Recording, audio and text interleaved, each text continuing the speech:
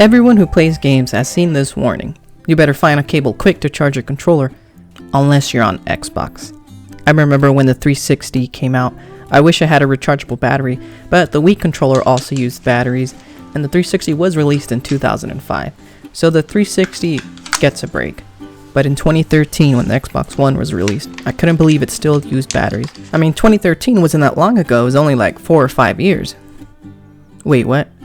Okay, well, I don't have the Xbox Series X controller, but I'm sure that one has finally made the move to a rechargeable battery since it came out in 2020.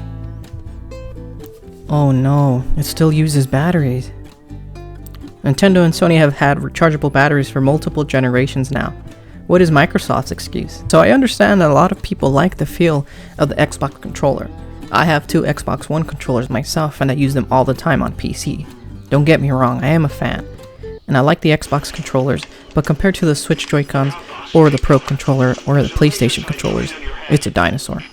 Features aside, the only reason I use this controller is because I do have a rechargeable pack.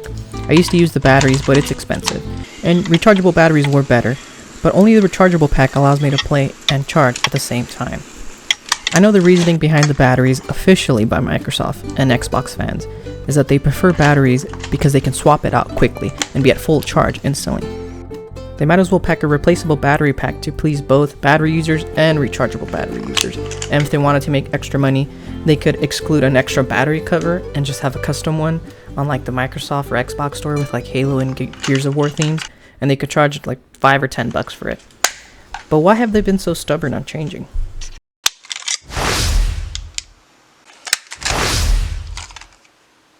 Wait a minute.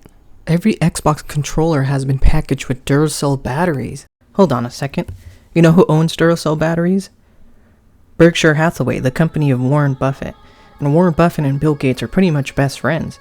I mean, Buffett was a trustee of the Melinda and Gates Foundation. And recently, when Microsoft acquired Activision, Buffett's company increased its stake in Activision, which it had originally bought shares last year in the 4th quarter, when it was at its lowest point and all those Activision scandals broke the news. In fact, when Microsoft announced buying Activision on January 8th, the shares shot up and Berkshire Hathaway bought more shares. And actually, if you go back about 8 years ago in 2014, they bought Duracell from Procter & Gamble. But it was in 2005 when the 360 was released, which was the first Xbox 360 to have Duracell batteries packaged in. Procter & Gamble bought Gillette, who owned Duracell. So from 2005 to 2014, Procter & Gamble owned Duracell. That means that in 2005, Procter & Gamble started owning Duracell, and you know who bought stocks of Procter & Gamble that year? Berkshire Hathaway. But the rabbit hole goes further than that.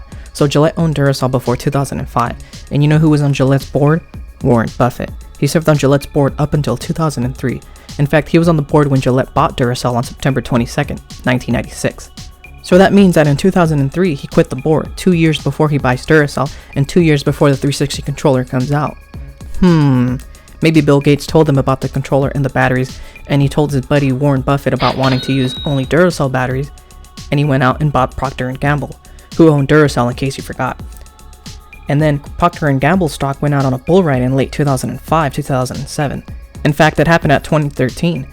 Coincidentally, whenever a new Xbox controller came out, its shares rose. Except in 2020, but everything was up and down in that year. But hold on a second, I'm seeing here an Xbox Series X Elite controller, and with no motion controls or NFC or any modern features, but this one has the rechargeable battery. It looks like my prayers have finally been answered, and the price is $179. Why is the controller so expensive? Oh, sorry, I forgot about the haptic feedback. And look here, the controller's pretty heavy too at 345 grams, with a 15 gram plus or minus variable. Wait a second, if you double that $179 price tag, it comes out to 358. And if you minus that 15 gram variable, you get 343. Of course, 343 Industries, the studio that makes Halo games, which are owned by Microsoft.